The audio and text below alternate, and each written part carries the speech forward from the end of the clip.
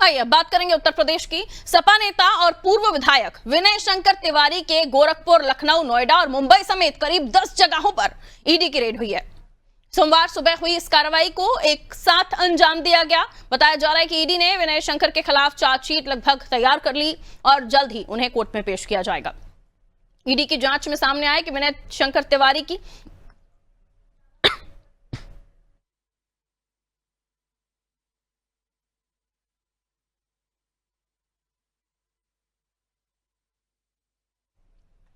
तो आपको बता दें, ईडी की जांच में सामने आया है कि विनय शंकर तिवारी की कंपनी गंगोत्री एंटरप्राइजेस लिमिटेड ने बैंक ऑफ इंडिया के नेतृत्व वाले 7 बैंकों के कंसोर्टियम में करीब 1129.44 करोड़ रुपए की क्रेडिट सुविधा ली थी, जिसे बाद में अन्य कंपनियों में डाइवर्ट कर दिया गया और बैंकों की रकम को वापस नहीं किया।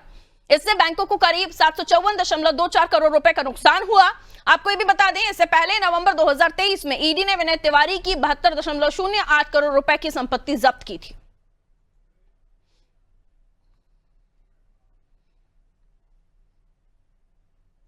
ये कोई पहला मामला नहीं है। वैसे तो देश में ऐसे कई बिजनेसमैन हैं जो कर्ज लेते हैं बैंकों से, उसको वापस चुकाते नहीं हैं और फिर कहीं दूसरे देशों में चले जाते हैं। कई ऐसे नाम भी हैं। हालांकि ये जो मामला सामने आया है, ये पूर्व सपा नेता हैं जिनके पास करोड़ों की जिन्होंने क्रेडिट ली थी बैंकों से, पंजाब नेशनल बैंक की अलग अलग जो ब्रांचेस कंपनी है उनसे, और उसके बाद उसे चुकाया नहीं।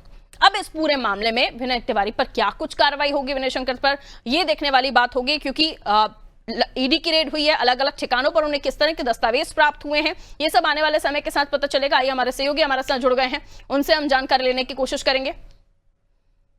अभिषेक हमारे साथ जुड़े हुए हैं। अभिषेक, विनय शंकर तिवारी, इन्होंने भी वही काम किया जो कुछ ऐसे बिजनेसमैन यहां इंडिया में कर गए और अब विदेशों में मजे कर रहे हैं, लेकिन इन पर क्या कार्रवाई होगी ये देखने वाली बात होगी। ईडी की रेड हुई है, रेड के बाद किस तरह की कार्रवाई होती है ये देखना दिलचस्प होगा, क्योंकि करोड़ों की प्रॉपर्टी इनकी पहले भी जब्त हो चुकी है और अब दोबारा से इन पर कार्रवाई हुई है। ईडी की रेड में क्या कुछ निकला, इस पर कोई जानकारी? अभिषेक, आपका डिवाइस म्यूट है, प्लीज चेक कीजिए। जी अभिषेक को आवाज मिल रही है? ठीक है, अभिषेक को आवाज नहीं मिल रही, हम कोशिश करेंगे दोबारा उनके पास जाएं। तो देखिए, ईडी ने विनय शंकर के खिलाफ चार्जशीट लगभग तैयार कर ली है और जल्द ही कोर्ट में पेश किया जाएगा। जो जांच में सामने आ रहा है वो ये भी कि गंगोत्री एंटरप्राइजेस लिमिटेड, जिन्होंने बैंक ऑफ इंडिया के नेतृत्व वाले 7 बैंक से कंसोर्टियम से जो है 1129 करोड़ से ज्यादा की क्रेडिट ली थी और उन्हें दूसरी कंपनियों में डाइवर्ट कर दिया, घोटाला किया, भ्रष्टाचार किया और अब उसे बैंकों को चुकाया भी नहीं। इससे पहले भी इसी तरह के मामले में 754 करोड़ की उनकी प्रॉपर्टी जो है वो पहले ही जब्त हो चुकी है।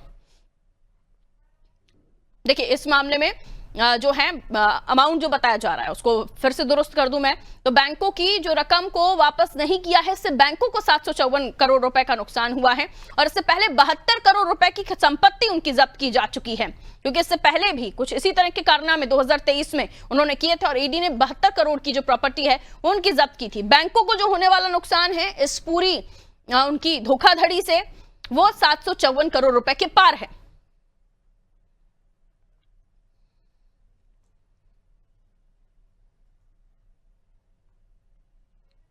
तो देखिए, पूर्व सपा नेता है ये विनय शंकर तिवारी। गोरखपुर, लखनऊ, नोएडा और मुंबई समेत करीब 10 जगहों पर ईडी ने इनके यहां रेड की है और सुबह से ही इस कार्रवाई को अंजाम दिया जा रहा था।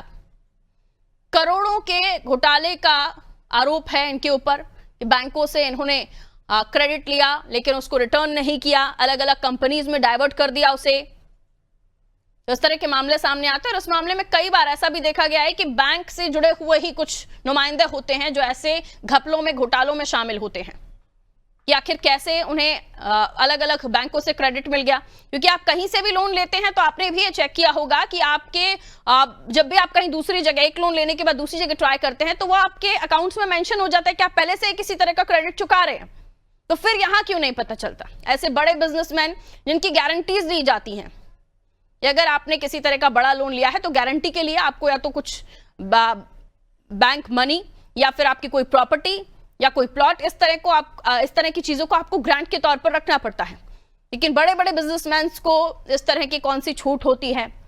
क्योंकि कई बार देखिए आप, ऐसा भी होता है कि आपने कोई इंफ्रास्ट्रक्चर दिखा दिया या कोई कंपनी दिखा दी तो भी बैंक आपको लोन प्रोवाइड कर देते हैं, लेकिन इतने बड़ी रकम जिसको अलग अलग कंपनीज में डाइवर्ट किया गया, 2023 के बाद 2024-25 इस 2 सालों में बड़े घोटाले किए विनय शंकर तिवारी ने। और अब इस पूरे मामले में ईडी ने रेड की है, ईडी की रिपोर्ट तैयार है, अब इसे कोर्ट में पेश किया जाएगा। विनय शंकर तिवारी पर क्या कार्रवाई होती है देखने वाली बात होगी, क्योंकि हमने देखा है कि कई ऐसे नाम जो बड़े बड़े लोन को लेते हैं और उसे बैंकों को नहीं चुकाते हैं, देश को बड़ा नुकसान होता है और वो विदेश में जाकर सेटल हो जाते हैं।